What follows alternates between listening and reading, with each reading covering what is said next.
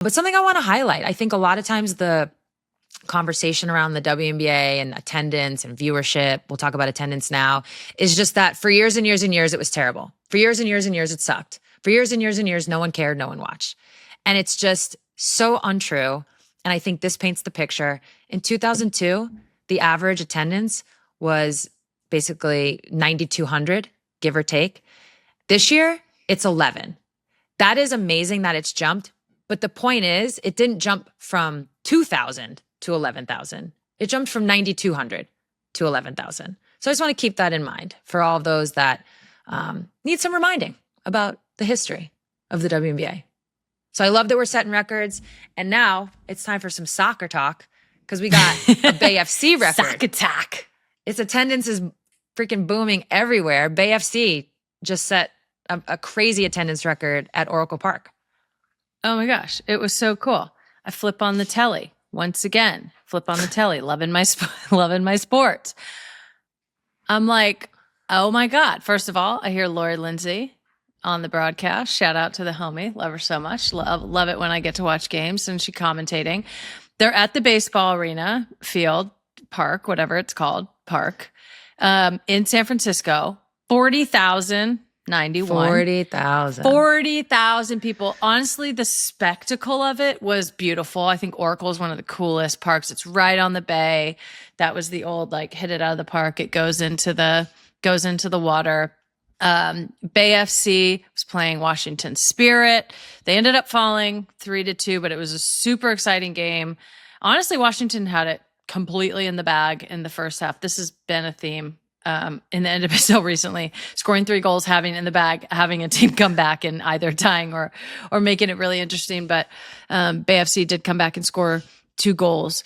I wanted to talk about this because we talked about it a little bit before, where women's sports just has the opportunity to try cool shit, like play the volleyball game in the college football arena, play the soccer game in the baseball stadium, like make a spectacle out of it, make an event out of it, like put on the vibes that's really fun and interesting for other people. It's an interesting business model. Like, obviously you can't do this every week and you wouldn't want to, but I feel like there's like creative, buzzy type activations that women's sports just has the flexibility to do. Some of it is like by necessity. Like sometimes you get kicked out of your stadium, so you're like, okay, I'm going to play here.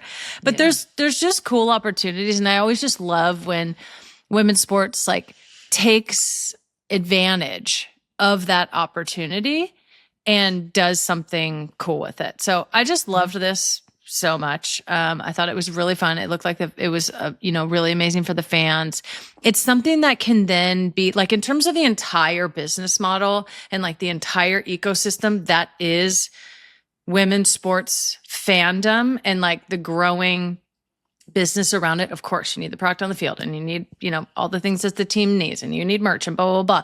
And then there's just like the cultural zeitgeist, the social moments, the clippable moments, and you see this picture and there's 40,000 people and it looks cool. And it just does something like intangible, I think, for the brand of women's sports that is really different from men's sports. And they don't really have the ability to do. I mean, NFL plays like in Europe or they play in Mexico. Sometimes the NBA plays in different places. So there's like little things like that. But I just always love when we kind of like take the opportunity to do something cool and deliver sports in a way that we haven't seen before. And women get to be the first ones because we have this kind of flexibility. So I don't know if you have any thoughts on the whole thing, but I really loved the vibe. What in your experience, like, have you ever experienced that? Have you ever played, I don't even know what to call it, like outside the box, like somewhere outside the box? Have you ever had that? Yeah, I've played in St. Louis before where we played on, now I didn't always love it because of the baseball stadium aspect of it. Because you got to run on the dirt? Yeah, well, because they lay the turf down over the dirt. Okay. And the stadium's a little awkward. But Sometimes, like when it feels like it's out of necessity and we're like being squeezed into another box, tough. But this was like obviously very intentional in a beautiful setting, and it's just like a really cool vibe. I mean, I think friendlies in different areas of the world even kind of like work to do the same thing. Or I always think that the men's and women's national team, if they ever align their window, should do like a double header of Like some a Rose kind. Bowl double header. Yeah, like something like that. Playing in a Rose Bowl. That'd be We cool. did that after 2019. Just sort of like iconic places. Yeah. I think are always fun. I know the W has done this a couple of different times, right? Yeah, the WNBA played, the New York Liberty played the Indiana Fever. If I had to guess, I'd say like 2006, 7, 8, somewhere in there, maybe 9, at Arthur Ashe Stadium. So that was pretty cool. It was like an outdoor game, Arthur Ashe Stadium. Very cool. We played at the Los Angeles Sparks in 2010. It was an outdoor game at the Home Depot.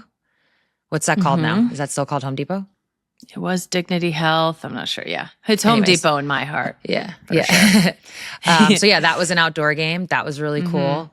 And there's actually, I think UConn women's basketball played, Arizona State maybe in an outdoor game, or maybe Tennessee played Arizona State. Somebody played Arizona State in an outdoor game. And that's in the winter.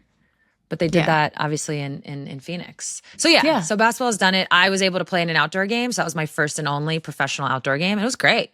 It does bring like a different level. Yeah, it was fun. We were wearing sunglasses during shoot around. Yeah. It was fun, good vibes. cool for the fans. Yeah. It creates a different vibe. I always love when women's sports takes the freedom that it has at times and uses its creativity and does something cool like that.